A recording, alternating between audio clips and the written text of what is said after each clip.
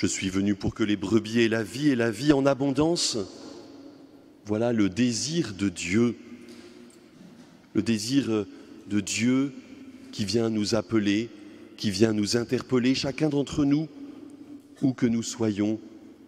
Jésus nous connaît et il vient non pas pour nous juger, mais pour nous sauver. Il veut que nous ayons cette vie en abondance et que nous puissions la partager. Le désir de Dieu, c'est la communion entre les hommes et l'union avec lui. C'est la joie de pouvoir être avec le Seigneur et de se réunir ensemble.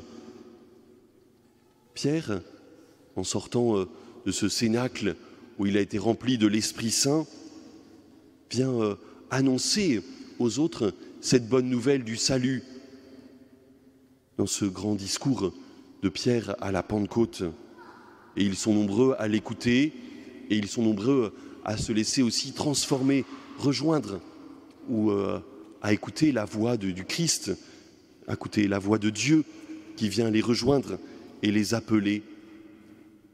Notre vocation, c'est cet appel du Seigneur qui vient à notre oreille, qui vient à notre cœur, pour nous dire qu'il nous aime et qu'il est avec nous, qu'il nous donne la vie, qu'il nous donne sa vie.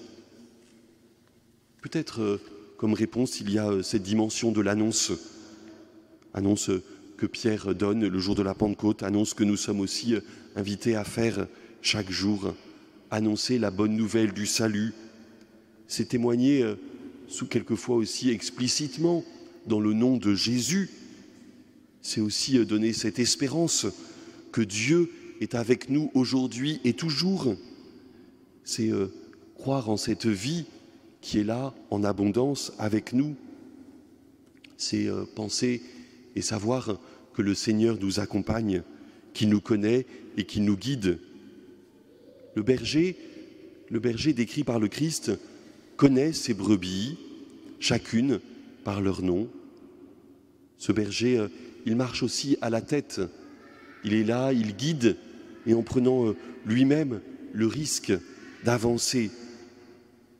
Et Jésus, en allant devant nous, enfin au-devant de nos difficultés aussi et de nos épreuves, c'est le premier à passer de la mort à la vie, nous invitant à le suivre dans la confiance, dans cette vie en abondance. Autre dimension de notre vocation, c'est le service. Le service comme le partage, cet amour qui remplit notre cœur et qui nous invite à nous tourner vers les autres, à nous tourner vers tous les autres avec confiance.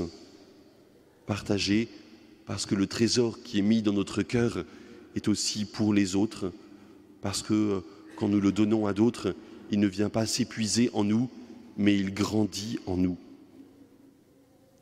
Et puis la troisième chose aussi, cette dimension de célébration, de fête. On voit souvent dans l'Ancien et dans le Nouveau Testament des moments où nous sommes rassemblés, où certains sont rassemblés par le Seigneur pour fêter et célébrer son nom.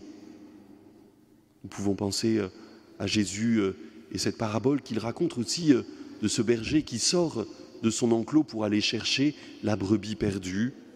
Et après, quand il la ramène, il y a de la joie. Il y a de la joie dans le troupeau. Il y a de la joie aussi avec les autres. Et il veut faire la fête avec ses amis et avec ses voisins. Il y a plus de joie au ciel pour un seul pécheur qui se convertit que pour 99 justes qui n'ont pas besoin de salut. Une joie se partage, une joie se célèbre. Et aujourd'hui, Marine et Élise, qui vivent cette étape importante de leur première décommunion, vont aussi partager cette joie en famille avec leurs proches. Parce que nous voulons faire la fête, parce que nous avons besoin de faire la fête. Que nous puissions être attentifs les uns aux autres aussi à fêter et à fêter avec d'autres, à inviter d'autres aussi à partager cette joie du Seigneur. Chaque dimanche, nous sommes invités à cette fête de l'Eucharistie, fête où le Seigneur nous rassemble, où le Seigneur se donne en nous, fête aussi qui est invitée à se partager. À la fin de la messe, nous sommes envoyés en mission partager la paix du Seigneur, partager sa joie. C'est le temps justement de refaire la fête avec les autres parce que le Seigneur nous donne son amour, parce que le Seigneur est là avec nous, parce qu'il est notre berger. La vocation, c'est le lieu où Dieu nous appelle pour que notre plus grande joie y rejoigne la plus grande faim du monde. Dieu est attentif à notre misère et il nous appelle aussi pour nous soutenir les uns les autres, pour que notre plus grande joie rejoigne la plus grande faim du monde. Le pape François, en méditant sur la vocation, rappelait que cela part d'abord du regard de Dieu. Il disait « Le regard aimant et créatif de Dieu nous a rejoints de manière singulière en Jésus. » En parlant au jeune homme riche, l'évangéliste Marc note « Jésus le regarda et l'aima ». De même que dans cette parabole, il nous dit que le berger appelle chacune de ses brebis par son nom. Ce regard d'amour de Jésus se pose sur chacun d'entre nous. Frères et sœurs, oui, laissons-nous toucher par ce regard et laissons-nous porter par lui au-delà de nous-mêmes. Et apprenons aussi à nous regarder les uns les autres pour que les personnes avec lesquelles nous vivons et que nous rencontrons, quelles qu'elles soient, puissent se sentir accueillies et découvrir qu'il existe quelqu'un qui les regarde avec amour et les invite à développer tout leur potentiel. Notre vie change lorsque nous accueillons son regard. Tout devient un dialogue vocationnel entre nous et le Seigneur, mais aussi entre nous et les autres. Un dialogue qui, lorsqu'il est vécu en profondeur, nous fait devenir toujours plus ce que nous sommes. Dans la vocation au sacerdoce ordonné, pour être des instruments de la grâce et de la miséricorde du Christ, dans la vocation à la vie consacrée, pour être louange de Dieu et prophète d'une humanité nouvelle, dans la vocation au mariage, pour être don réciproque, générateur et éducateur de vie. En général, dans chaque vocation et ministère de l'Église,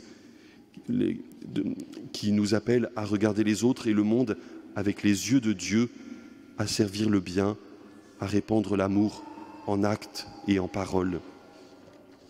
Oui, le Seigneur nous aime et il nous appelle. Il nous appelle à prolonger son amour, à être témoin de cet amour qui vient enflammer notre cœur. Et le pape continue en disant, lorsque nous parlons de vocation, il ne s'agit donc pas seulement de choisir telle ou telle forme de vie, de vouer son existence à un ministère particulier. Il s'agit de réaliser le rêve de Dieu, le grand projet de fraternité que Jésus avait dans son cœur lorsqu'il priait le Père, que tous soient un. Toute vocation dans l'Église et plus largement dans la société contribue à un objectif commun, faire résonner parmi les hommes et les femmes cette harmonie des dons nombreux et divers que seul l'Esprit Saint peut susciter. Prêtres, consacrés et fidèles laïcs, marchons et travaillons ensemble pour témoigner qu'une grande famille humaine unie dans l'amour n'est pas une utopie, mais le projet pour lequel Dieu nous a créés. Il est bon pasteur, il rassemble son troupeau et il ne veut que personne soit en dehors de son troupeau. Jésus se considère aussi comme la porte. La porte, c'est ce qui permet d'entrer et de sortir. Entrer dans la demeure de Dieu, c'est lui qui nous accueille et nous conduit vers le Père. C'est lui aussi qui nous fait sortir avec confiance pour aller vers les autres, témoigner de cet amour qui enflamme notre cœur. Il nous mène vers les eaux calmes, il nous mène vers de verts pâturages, mais il nous mène aussi dans le monde pour témoigner avec lui de cette présence de Dieu, de ce désir de Dieu de nous rassembler, de pouvoir célébrer et fêter ensemble cet amour qui nous unit, pouvoir annoncer la bonne nouvelle du Christ mort et ressuscité, partager et servir. Oui, frères et sœurs, aujourd'hui, laissons le Seigneur nous appeler, renouveler notre vocation de chrétien, d'être témoins de cet amour de Dieu. Et peut-être aussi, laissons le Seigneur nous appeler pour telle et telle vocation plus particulière. Que d'autres continuent de recevoir l'appel du Seigneur à le servir dans le sacerdoce, dans la vie religieuse, dans le mariage, pour être signe et témoin de cet amour de Dieu présent aujourd'hui. Je suis le bon pasteur, dit le Seigneur Jésus, je connais mes brebis et mes brebis me connaissent. Amen.